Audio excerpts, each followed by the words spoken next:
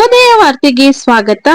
ಒಳ ಮೀಸಲಾತಿ ವಿರೋಧಿಸಿ ಹೊನ್ನಾಳಿ ಹಾಗೂ ನ್ಯಾಮತಿ ಅವಳಿ ತಾಲೂಕಿನ ಬಂಜಾರ ಸಂಘದ ನೇತೃತ್ವದಲ್ಲಿ ಶಾಸಕರಾದ ಡಿಜಿ ಶಾಂತನಗೌಡರು ತಾಲೂಕಾ ಉಪವಿಭಾಗಾಧಿಕಾರಿ ಅಭಿಷೇಕ್ ಅವರ ಮೂಲಕ ಮುಖ್ಯಮಂತ್ರಿಗಳಿಗೆ ಮನವಿ ಸಲ್ಲಿಸಿದರು.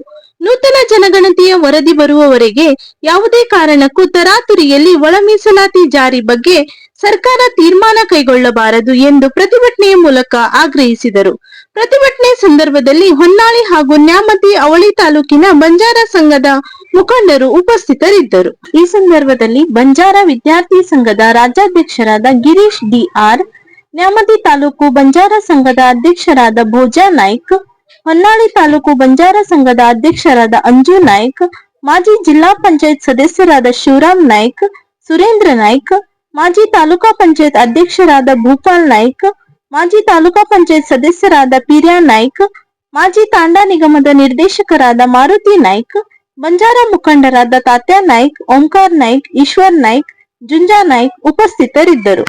ಇವತ್ತು ಸರ್ಕಾರದ ಮುಂದೆ ಒಳ ಮೀಸಲಾತಿಯನ್ನ ಜಾರಿ ಮಾಡಲಿಕ್ಕೆ ಕೇವಲ 3 ಆಯ್ಕೆ ಇದೆ.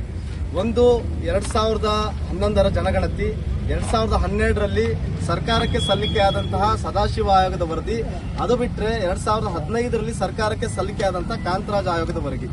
ಈಗ 2011ರ ಒಂದು ಜನಗಣತಿಯ ವರದಿಯಲ್ಲಿ ಪರಿಶಿಷ್ಟ ಜಾತಿಯ 101 ಜಾತಿಗಳ ಉಪಜಾತಿಗಳ ಯಾವುದೇ ರೀತಿಯ ದತ್ತಾಂಶ ಇಲ್ಲ, ಹಾಗಾಗಿ ಅದು ಅಪ್ರಸ್ತುತ.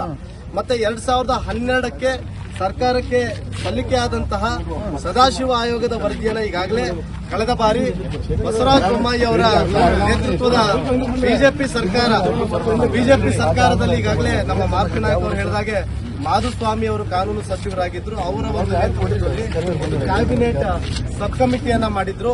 ಆ ಸಬ್ ಕಮಿಟಿಯಲ್ಲಿ ಸದಾಶಿವ ಆಯೋಗದ ವರದಿ ಅದು ಅಪ್ರಸ್ತುತ ಅಂತೇಳಿ ಅದನ್ನು ಕೂಡ ತಿರಸ್ಕಾರ ಮಾಡಲಾಗಿದೆ.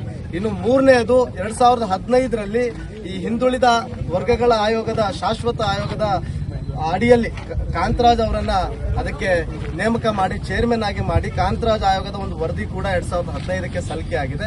ಇವತ್ತಿನವರೆಗೂ ಯಾವುದೇ ನಮ್ಮ ರಾಜ್ಯ ಸರ್ಕಾರಗಳು ಅದನ್ನು ಸ್ವೀಕಾರ ಮಾಡಿಲ್ಲ. ಈ 3 ವರದಿಗಳು ಇವತ್ತು ಆಯೋಗದ ವರದಿಗಳು ಇವತ್ತು ಅಪ್ರಸ್ತುತವಾಗಿದೆ. ಈಗ ಇರ್ತಕ್ಕಂಥ ಏಕೈಕ ಒಂದು ಆಯ್ಕೆ ಅಂದ್ರೆ 2026ಕ್ಕೆ ಈಗಾಗಲೇ ಕೇಂದ್ರ ಸರ್ಕಾರ ಸೂಚನೆ ನೀಡಿರುವಾಗ 2026ಕ್ಕೆ ಒಂದು ಜನಗಣತಿ ನಡೆಯುತ್ತೆ. ಜನಗಣತಿಯನ್ನು ನಡೆಸುವಂತದ್ದು ಕೇಂದ್ರ ಸರ್ಕಾರಕ್ಕೆ ಮಾತ್ರ ಅದಕ್ಕೆ ಅಧಿಕಾರ ಇರ್ತಕ್ಕಂಥದ್ದು. ಹಾಗಾಗಿ 2026ವರೆಗೆ ಕರ್ನಾಟಕ ರಾಜ್ಯದ ಮಾನ್ಯ ಮುಖ್ಯಮಂತ್ರಿಗಳು ಈ ಒಳ ಮೀಸಲಾತಿ ವಿಚಾರವಾಗಿ ಯಾವುದೇ ರೀತಿಯ ಆತುರದ ತೀರ್ಮಾನವನ್ನು ತೆಗೆದುಕೊಳ್ಳಬಾರದು ಎನ್ನುವಂಥದ್ದು ನಮ್ಮ ಸಮುದಾಯಗಳ ಒಂದು ಅಪೇಕ್ಷೆ. ಇದರ ಜೊತೆಗೆ ಈಗಾಗಲೇ ಮಾನ್ಯ ಮುಖ್ಯಮಂತ್ರಿಗಳು 3 ತಿಂಗಳ ಅವಧಿಗಳ ಕಾಲ ಈ ಎಲ್ಲಾ ನೇಮಕಾತಿಯನ್ನ ಅವರು ತಡೆ ಹಿಡಿಯುವಂತ ಕೆಲಸವನ್ನು ಮಾಡಿದ್ದಾರೆ. ಇದು ಪರಿಶಿಷ್ಟ ಜಾತಿಯ ವಿದ್ಯಾರ್ಥಿಗಳಿಗೆ ಮತ್ತೆ ಸ್ಪರ್ಧಾತ್ಮಕ ಪರೀಕ್ಷೆಯನ್ನ ಎದುರಿಸ್ತಾ ಇರತಕ್ಕಂತ ಅಭ್ಯರ್ಥಿಗಳಿಗೆ ಬಹಳ ಅನ್ಯಾಯವಾಗುವಂತ ವಿಚಾರ.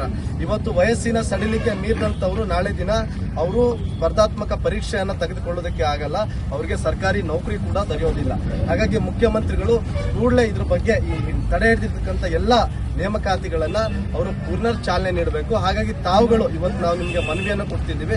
ತಾವು ತಕ್ಷಣ ಮಾನ್ಯ ಮುಖ್ಯಮಂತ್ರಿಗಳಿಗೆ ಮತ್ತೆ ಸಮಾಜ ಕಲ್ಯಾಣ ಇಲಾಖೆ ಸಚಿವರಿಗೆ ಒಂದು ಪತ್ರವನ್ನು ಮಾಡಿ ಯಾವುದೇ ಕಾರಣಕ್ಕೂ ಈ ದತ್ತಾಂಶಗಳಿಲ್ಲದೆ ಈ ಒಳ ಮೀಸಲಾತಿಯನ್ನು ಜಾರಿ ಮಾಡಬಾರದು. 1919ರಿಂದ ಸ್ವತಂತ್ರದ ಪೂರ್ವದಲ್ಲೇ ನಾವು ಮೀಸಲಾತಿಯ ಒಂದು ಪಟ್ಟಿಯಲ್ಲಿದ್ದೇವೆ.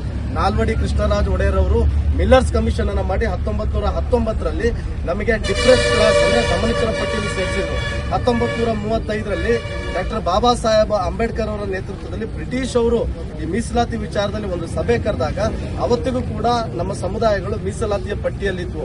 1950ರಲ್ಲಿ ಈ ದೇಶದ ಮೊಟ್ಟ ಮೊದಲ ಸಂವಿಧಾನದಲ್ಲಿ ಮೀಸಲಾತಿಯನ್ನು ಜಾರಿ ಮಾಡುವಂತ ಸಂದರ್ಭದಲ್ಲಿ ಏಕೆ, ಏಡಿ, ಬಂಜಾರ, ಬೋವಿ, ಕೊರಚ, ಕೊರ್ಮ ಮತ್ತೆ ವಡ್ಡರ್ 6 ಜಾತಿಗಳು ಮೀಸಲಾತಿಯಲ್ಲಿದ್ವು. ಇವತ್ತು 101 ಜಾತಿಗಳು ಮೀಸಲಾತಿಯ ಒಂದು ಪ್ರಯೋಜನವನ್ನು ಪಡಿತಾ ಇದ್ದಾವೆ. ಈ 15% ಮೀಸಲಾತಿ ಏನಿದೆ ಡಾಕ್ಟರ್ ಬಾಬಾ ಸಾಹೇಬ್ ಅಂಬೇಡ್ಕರ್ ಅವರು ಕೊಟ್ಟಿರ್ತಕ್ಕಂಥ ಮೀಸಲಾತಿ ಮುಂದುವರಿಬೇಕು. ಯಾವುದೇ ಕಾರಣಕ್ಕೂ ಈ ಒಳ ಮೀಸಲಾತಿ ಜಾರಿ ಆಗಬಾರದು. ಈ ಹಿಂದೆ ಬಿಜೆಪಿ ಸರ್ಕಾರ ಈ ಒಳ ಮೀಸಲಾತಿಯನ್ನ ಜಾರಿ ಆಗಬೇಕು ಅನ್ನುವಂತ ಸಂದರ್ಭದಲ್ಲಿ ನಾವು ಸಮುದಾಯದವರು ಎಲ್ಲರೂ ಪಕ್ಷಾತೀತವಾಗಿ ಹೋರಾಟ ಹೋರಾಟ ಮಾಡಿ ಸಮುದಾಯ ಪರವಾಗಿ ನಿಂತಿದ್ವಿ. ಒಂದು ವೇಳೆ ಏನಾದರೂ ಕಾಂಗ್ರೆಸ್ ಸರ್ಕಾರ ಇದೇ ರೀತಿ ದುಡುಕು ನಿರ್ಧಾರವನ್ನು ತೆಗೆದುಕೊಂಡ್ರೆ ನಾವು ಸಮಾಜದ ಹಿತದೃಷ್ಟಿಯಿಂದ ನಾವು ಕಾಂಗ್ರೆಸ್ ಸರ್ಕಾರದ ವಿರುದ್ಧವೂ ಕೂಡ ನಮ್ಮ ಹೋರಾಟವನ್ನು ರೂಪಿಸಬೇಕಾಗುತ್ತೆ. ತಾವು ಸಮಾಜದ ಮೇಲೆ ಕಳಕಳಿ ಇರುವಂತಹ ಶಾಸಕರಿದ್ದೀರಿ, ದಯಮಾಡಿ ಮುಖ್ಯಮಂತ್ರಿಗಳಿಗೆ ಮತ್ತು ಸಚಿವರಿಗೆ ಈ ಕೂಡಲ ಪತ್ರವನ್ನು ಬರೆದು 2026ರ ಸೆನ್ಸಸ್ ಆಗುವವರೆಗೂ ಒಳ ಮೀಸಲಾತಿ ವಿಚಾರವಾಗಿ ಸರ್ಕಾರ ಯಾವುದೇ ರೀತಿಯ ತೀರ್ಮಾನವನ್ನು ಕೈಗೊಳ್ಳಬಾರದು ಅಂತೇಳಿ ಆಗ್ರಹಿಸಬೇಕು ಅಂತೇಳಿ ತಮ್ಮಲ್ಲಿ ನಾವು ಹೊನ್ನಾಳಿ ನ್ಯಾಮತಿ ಅವಳಿ ತಾಲೂಕಿನ ಬಂಜಾರ ಬೋವಿ ಕೊರ್ಚಾ ಕುರ್ಮ ಸಮುದಾಯದ ಪರವಾಗಿ ಆಗ್ರಹಿಸ್ತಾ ಇದ್ದೇವೆ.